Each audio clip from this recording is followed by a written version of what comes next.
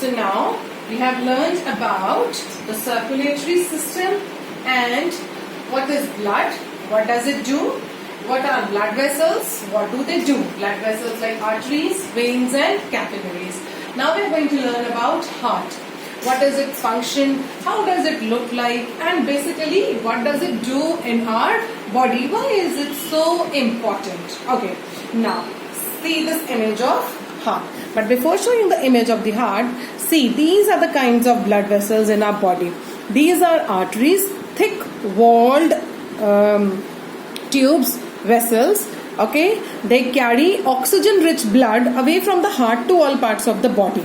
Okay, and these are veins, narrow, small, thin walled vessels. They carry waste products from all the parts of the body back to the heart so that the heart can pump it, purify it, and again resend it through arteries. And capillaries, as I've told you, they carry oxygen, they carry nutrients, they carry carbon dioxide through their thick, that can pass through their thick walls. Now about the heart, the very important organ in our body. Okay, this is a very important organ in our body. Now our heart is basically of a fist size. Fist, you can understand, fist is like this.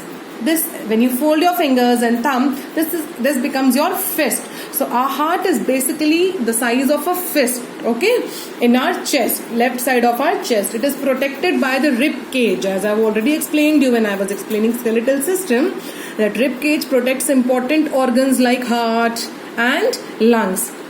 Okay, so heart is protected with the help of rib cage. Now, this heart beats about 72 times in a minute throughout our life. We don't have to remind our heart to breathe. Okay, we don't have to remind our heart to pump, to beat. Okay, it does automatically. Yes, it does on its own, whether we are sleeping, walking, running, doing whatever. It beats, keeps on beating. Okay, so it beats around 72 times in a minute. Okay, it works like a pump.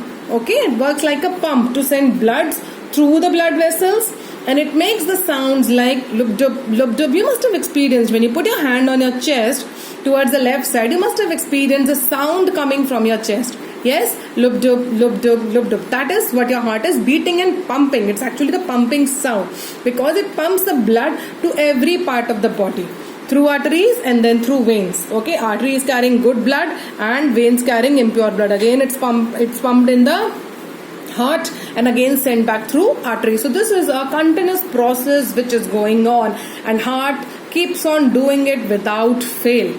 Okay, so now what happens? Now the heart is divided into 4 chambers. Basically there are 4 parts. Okay, the upper 2 chambers are the auricles. See, auricles, this and this. Can you see this light pink part over here?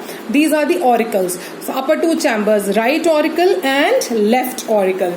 Okay, now the lower 2 chambers are the ventricles. What are they called as? Ventricles. The right ventricle and the left ventricle.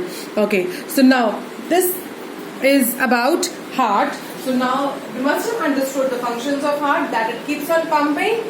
Yes, it beats around 72 times in a minute, and it keeps on pumping impure blood into pure blood and send it through arteries, and again it gets the impure blood through veins, and then it pumps, purifies it, and again sends it back through arteries. And heart is basically divided into 4 chambers: right auricle, left auricle, right ventricle, left ventricle.